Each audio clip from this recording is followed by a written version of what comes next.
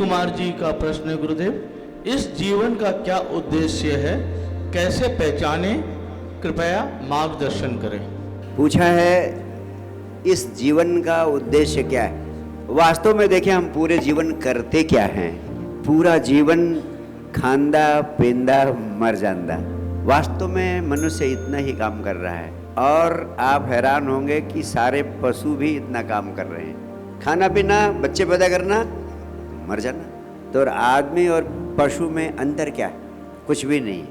इसीलिए जिन्होंने जाना, इस पृथ्वी के सभी संबुद्ध पुरुषों ने, महावीर, बुद्ध, कृष्ण, क्राइस्ट ने, उन्हें बड़ी पीड़ा थी।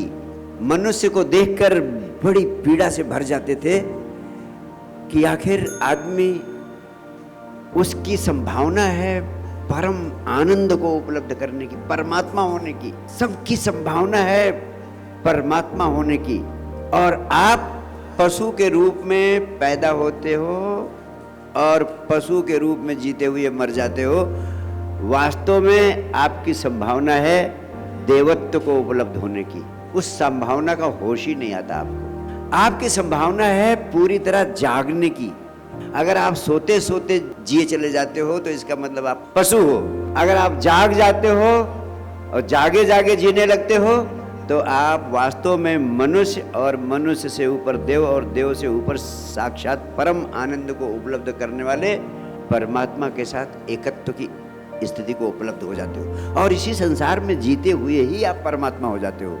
बुद्ध, कृष्ण, क्राइस्ट, मोहम्मद ऐसे ही जीते हुए लोग थे, और जिन्होंने अपने जीवन काल में हजारों हजार बुद्ध पैदा किए।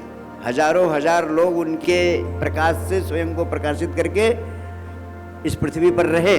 आपकी भी वो संभावना है कि आप स्वयं को प्रकाशित कर लो। अगर किसी की जिंदगी का महीना भर भी बचा है तो उसकी भी संभावना है कि वो कुछ कर सकता है। किसी की ऐसी संभावना नहीं कि वो कुछ नहीं कर सकता है। आप बहुत कुछ कर सकते हो।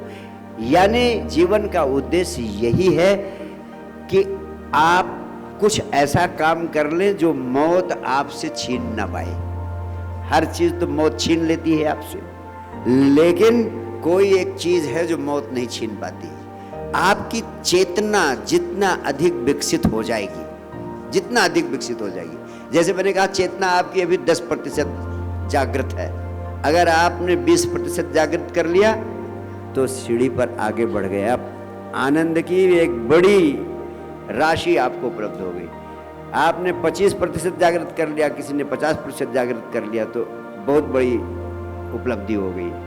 आज नहीं तो कल आप थोड़ा भी आगे बढ़ेंगे तो इसी जीवन में उसके वैभव को, उसके आनंद को, उस धन को आप अनुभव करेंगे। ये कितना आप जाग जाते हो, अधिक अधिक से अधिक जाग जाना, और यहाँ तक कि पूरी तरह जाग जाना, यही इस जीवन का उद्देश्य है। अगर आप पूरी तरह जाग सको तो आपका मनुष्य जीवन सार्थक। अगर आप पूरी तरह जाग नहीं पाए तो मनुष्य जीवन आपका व्यर्थ चला गया।